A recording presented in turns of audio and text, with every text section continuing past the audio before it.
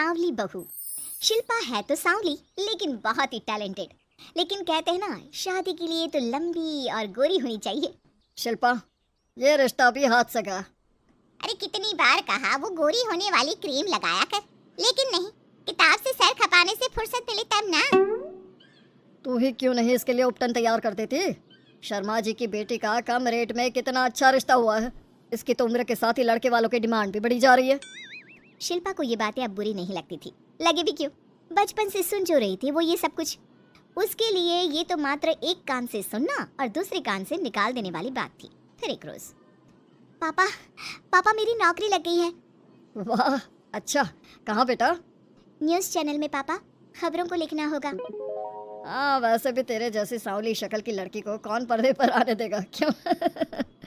चल, 4 पैसे कमाने लायक हुई है तो लड़के वालों को बोल देंगे कि कमाती भी है, फिर शायद कोई कर ले शादी। हाँ सही कह रहे हैं। वैसे बेटा कल शाम को एक लड़का और आने वाला है, उसे भी देख लेना। शिल्पा को इस बार गुस्सा आ जाता है। अच्छे न्यूज़ चैनल में नौकरी लगने की खुशी भी माँ पापा के चेहरे पर नहीं दिखती। अगले रोज ऑफिस से शिल्पा घर आती है तो सामने बैठा होता है हिमांशु।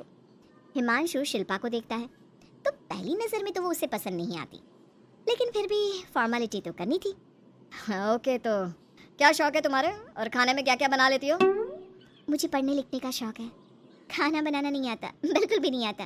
पर फिर भी क्योंकि ये रिवाज है कि बहू को खाना बनाना होता है तो थोड़ा बहुत बना लूँगी, लेकिन उतना ही वक्त किचन को दे पाऊँगी जितने में मेरा काम, मेरी नौकरी सफ़र ना हो।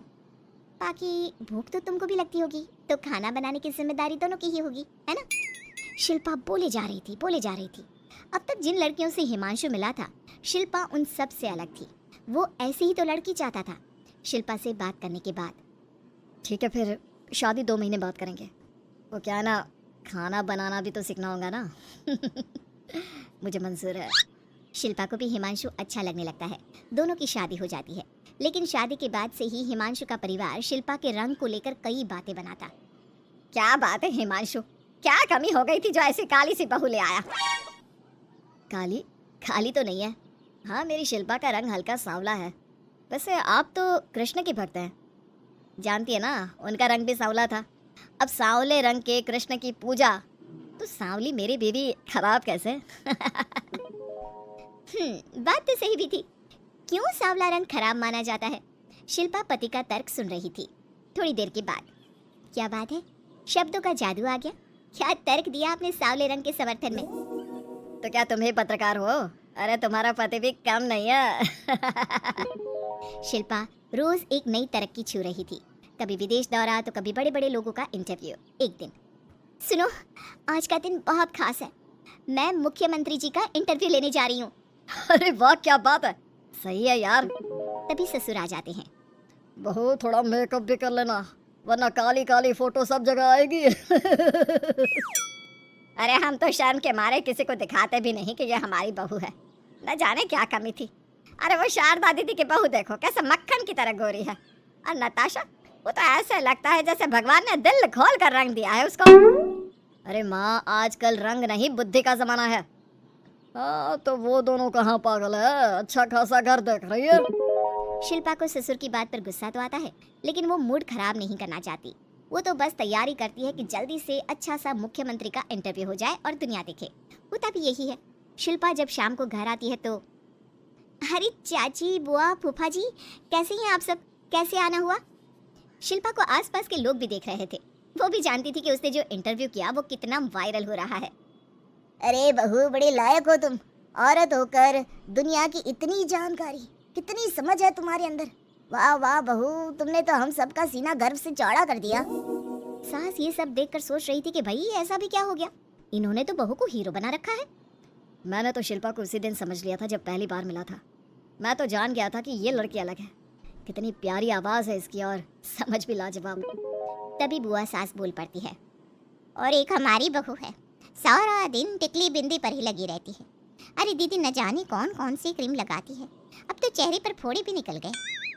कितनी बार कहा कुछ पढ़ाई आगे करके दुनिया में नाम कमाओ, लेकिन नहीं, बस सारा दिन शीशे के सामने खड़ी रहेगी।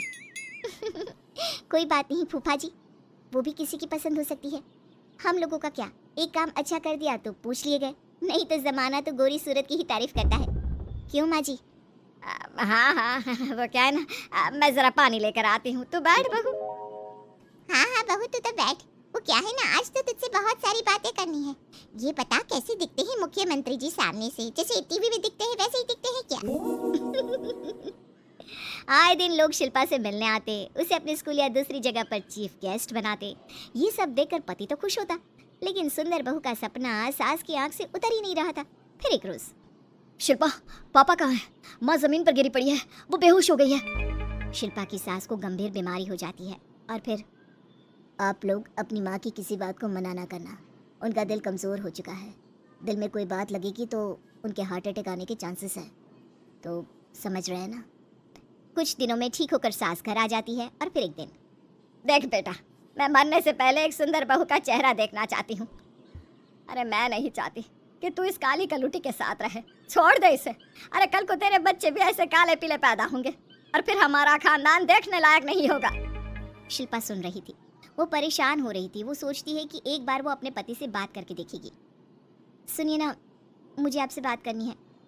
मुझे भी शिल्पा, मैं माँ के बिना नहीं रह पाऊंगा, तुम समझ रही हो ना। शिल्पा को दुख होता है, लेकिन वो क्या करती।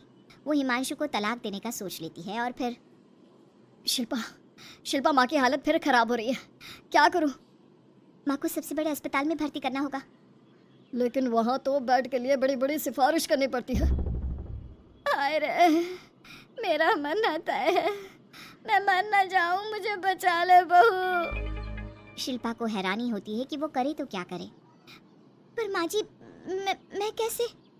बेटा मुख्यमंत्री जी से बात कर ले, उनसे बड़ी सिफारिश किसकी हो सकती है? तू बोलेगी तो शायद तेरी सास की जिंदगी बच जाएगी। शिल्पा सिफारिश से सास को बड़े अस्पताल में भर्ती करवा देती है, जहाँ लंबे समय बाद सास ठीक होती है। लेकिन इस बीच एक दिन भी शिल्पा उन्हें देखने नहीं जाती। सास जब घर आती है तो एक सुंदर सी लड़की उनका स्वागत करती है। ये कौन है और शिल्पा कहाँ है? मुझे तो मेरी बहू ही चाहिए। माँ कैसी बात कर रही हो? तुमने कहा था ना कि शिल्पा काली है और तुम्हें काली बहू नहीं चाहिए। ये रीना है तुम्हारी बहू। नहीं नहीं, मुझे माफ़ कर दो, मुझे तो मेरी शिल्पा बहू ही चाहिए। उसी के कारण आज मेरी जान बची है। मैं नहीं समझ पाई कि सुंदर शक्ल से ज़्यादा सुंदर दिल और आचरण होना चाहिए। लेकिन अब क्या, अब तो देर हो चुकी थी। हिमांशु भी जानता था कि आत्मसम्मान वाली शिल्पा अब उसकी जिंदगी में वापस नहीं आएगी। अब तो शिल्पा को वे लोग बड़े बड़े चैनल की स्क्रीन पर देखते और अफसोस करते। शिल्पा चाहती तो कभी तुम्हारे लिए सिफारिश नहीं करती। अब तो आसपास के लोग भी घर नहीं आते। लोगों को लगता है कि शिल्पा ने हम लोगों को छोड़ा क्योंकि हम उसके लायक नहीं थे। सही बोल रही है माँ, हम ही तो उसके लायक नहीं थे। शिल्पा जैसी समझदार पढ़ी लिखी दुनिया की समझ रखने वाली लड़की को मैंने छोड़ा, सिर्फ आपके कहने पर। अब ये गोरी लड़की आपकी बहू हो सकती है, लेकिन मेरी बीवी कभी नहीं। हिमांशु वहाँ से चला जाता है।